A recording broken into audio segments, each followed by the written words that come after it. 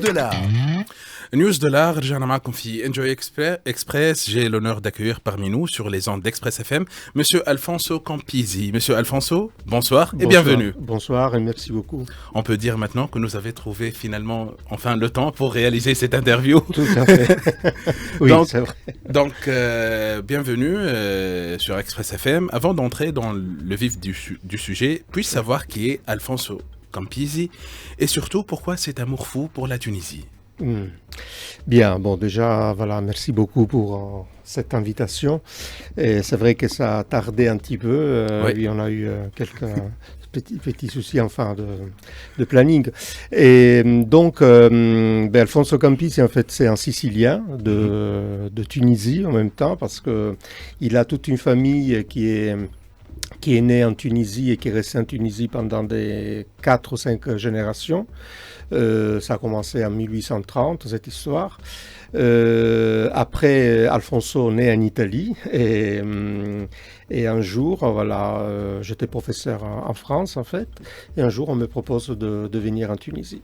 Et donc Alfonso, il a un lien très fort et particulier avec la Tunisie. Il y a cette reconnaissance vis-à-vis de ce pays. Et en fait, j'étais venu pour 2 ans et ça fait 28 ans, 29 ans bientôt que je suis là. Donc voilà, je suis universitaire, écrivain en même temps et je m'occupe du dialogue interculturel entre les deux rives. Donc, c'était d'origine pour le travail. Tout à fait. Après, voilà. Vous m'avez dit que ça fait 28 ans. Ça fait 28, bientôt 29. Bientôt 29. Oui. Si je me base sur votre parcours, qui est d'ailleurs un parcours exceptionnel, vous êtes professeur, auteur, académicien et spécialiste des cultures méditerranéennes. Donc, qu'est-ce qui vous a inspiré le plus à consacrer votre carrière à la Sicile, à la Méditerranée et au dialogue entre les cultures ? Oui, vous savez, on me demande toujours qu'est-ce que tu es en fait, parce que vu que je suis maintenant tunisien aussi et citoyen tunisien, italien, d'expression française en même temps et italienne bien évidemment, et que j'ai vécu en France, donc c'est vrai que je suis un peu tout un mélange, donc la chose la plus simple qui résume un peu tout ça, c'est la Méditerranée. Donc je me sens profondément méditerranéen en fin de compte.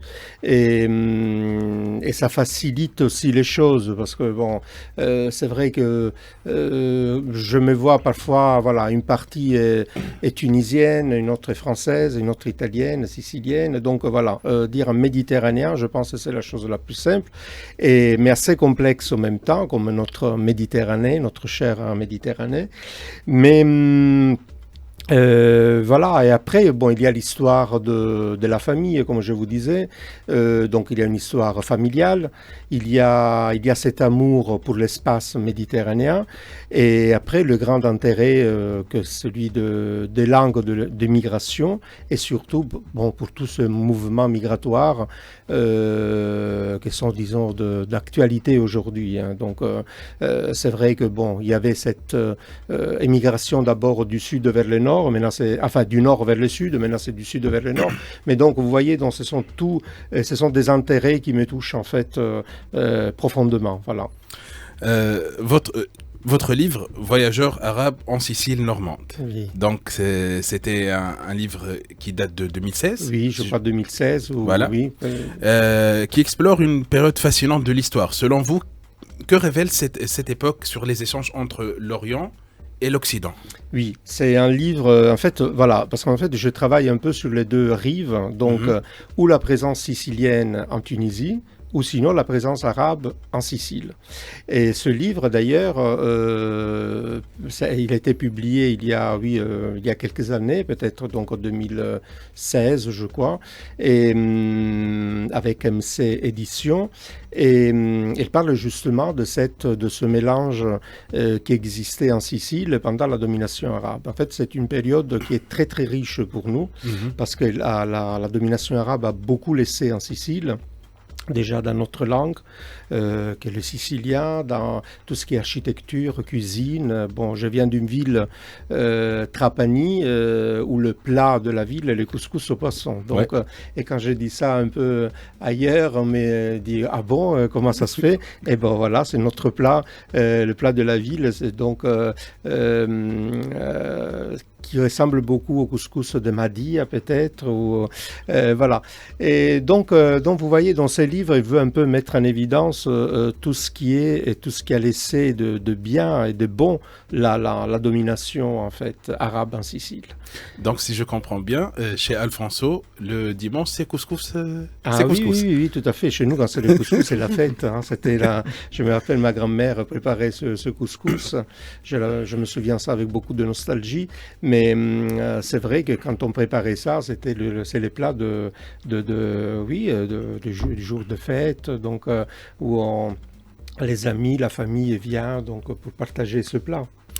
Monsieur Alfonso, vos ouvrages parlent de tourisme, d'immigration et d'échanges entre les cultures. Vous êtes aussi un fervent défenseur du dialogue interculturel. J'aimerais bien surtout connaître l'idée ou l'histoire de votre dernier livre, Paroles et images d'une histoire mineure, l'immigration sicilienne en Tunisie, 19e et 20e siècle, avec le poète Flaviano Pisanelli. Tout à fait. Si je prononce très bien. Tout à fait, c'est parfait. Hein. On voit que vous avez fait de l'italien quand même. Ça se voit. Donc, c'était quoi l'idée ou l'histoire que vous vouliez raconter à travers ce livre?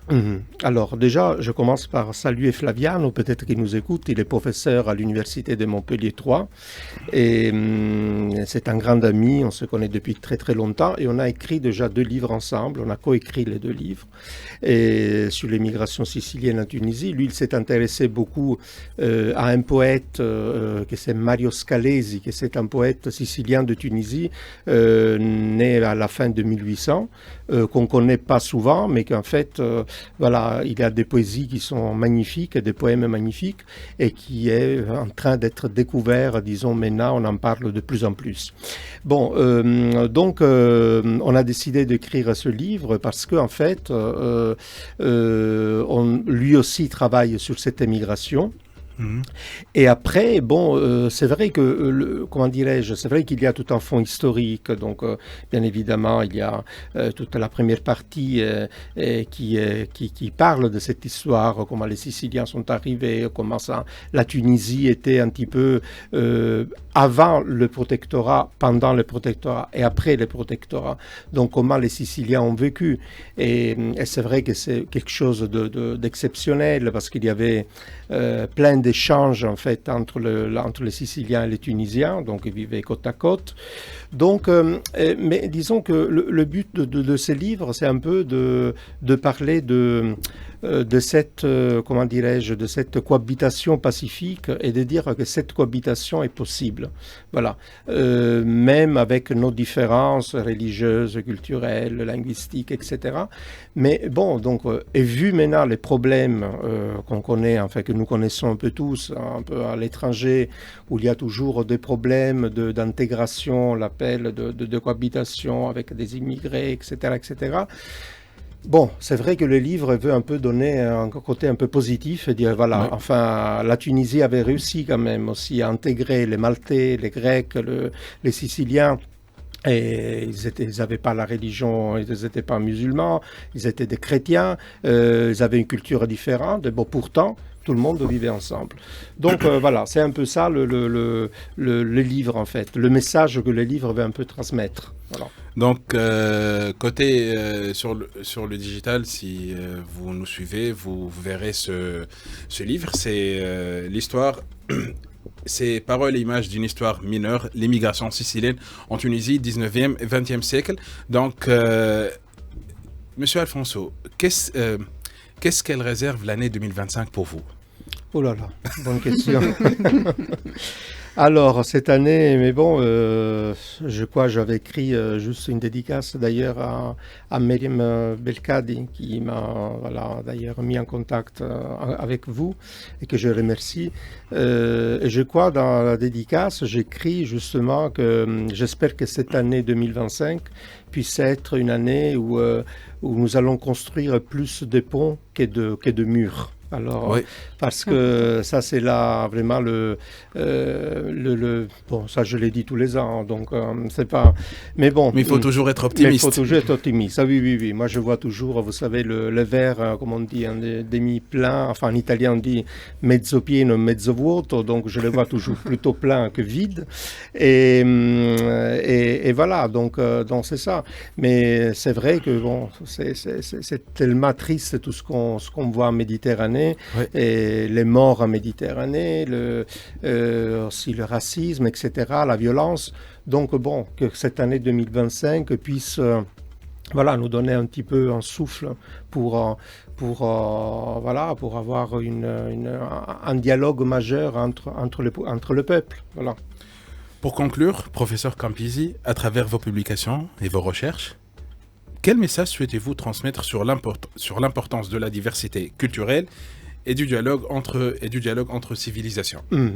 Bon, moi je dis toujours, écoutez, que la différence Mhm. est très importante. Ça veut dire, c'est quelque chose de très positif. Ça veut Oui. dire, quand on voit si tout le monde devait être le même, ça serait tellement ennuyeux et monotone, alors que cette différence est vraiment très intéressante parce que, voilà, chacun de nous a ses différences et c'est beau d'accepter la différence.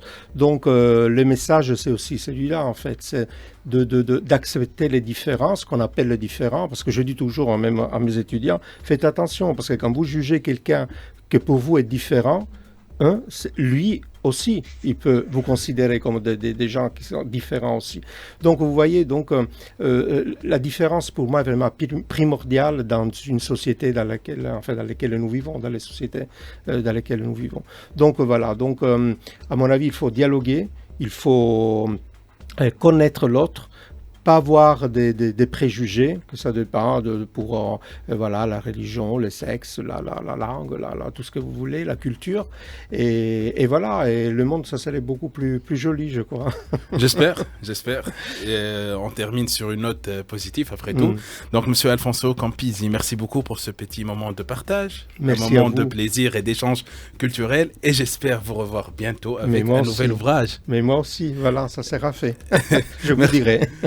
Maintenant, on peut échanger directement les messages. Tout à fait. Et on va faire la coordination entre les plannings. Avec Donc ça va être plus voilà. simple Je comme vous ça. remercie infiniment. Merci beaucoup Monsieur Alfonso à vous Campisi. نحن مازلنا مواصلين في انجوي اكسبريس باش نحكيو فيلم ولا سيري باش نحكيو ثريلر. هذاك علاش نمشيو ثريلر باي انيس.